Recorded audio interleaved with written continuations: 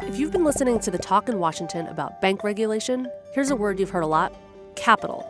But what exactly is it, and why does it matter? In short, capital is the funds a bank holds to support itself and protect against losses. Banks get it mostly in two ways: by selling stock to investors and by socking away some of the money they make every quarter.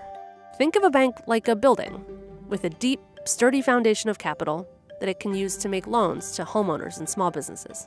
But the role of capital has changed over the years. Back in the 1980s, banks were pretty boring. They raised money from investors, which they called capital. They borrowed a little bit more from depositors, and then they lent it all out. Then things started to change. Financial innovation swept Wall Street.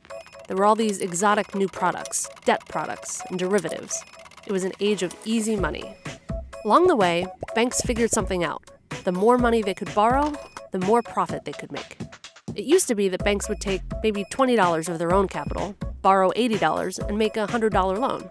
But if they took that same $20 and borrowed $280, they could make a $300 loan and make a lot more money for themselves. But in the 2000s, banks became skyscrapers. They borrowed to keep building up. Remember Lehman Brothers? It had 31 floors up here for every floor foundation down here.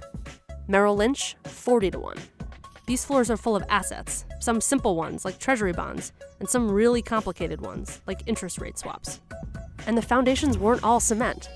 Sometimes they mixed in sand, things that felt or looked like capital but really weren't, like trust-preferred securities, which are a sort of hybrid between equity and debt. When the crisis hit, banks didn't have enough capital, or what they had wasn't strong enough to absorb the losses. Lehman failed. Other banks got bailed out. After the crisis, the government ordered the banks to increase the amount and quality of the capital they hold, basically to reinforce their foundations. And once a year, it gives them a stress test to make sure they have enough. So almost 10 years after the crisis, the question is, how much is enough? There are lots of ways to measure capital. But on one of the simplest measures, banks today have to hold capital equal to 5% of their assets. In other words, they can build 20 floors up here for every floor of cement in the foundation. The definition of what counts as capital is also stricter than it used to be. There has to be more owner's equity, or think of it like concrete, and less sand and other fillers.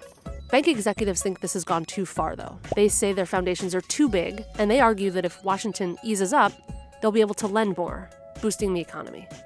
One plan in Congress would raise the capital ratio to 10%, though it would free any bank that met that from lots of additional regulation. Others say that number should be even higher, like 30%, to make the system truly safe and prevent another meltdown.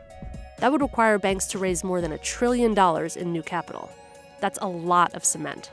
So it's a balance between safety and growth, between those boring banks and the risky skyscrapers. When you hear people talking about capital, that's what they mean.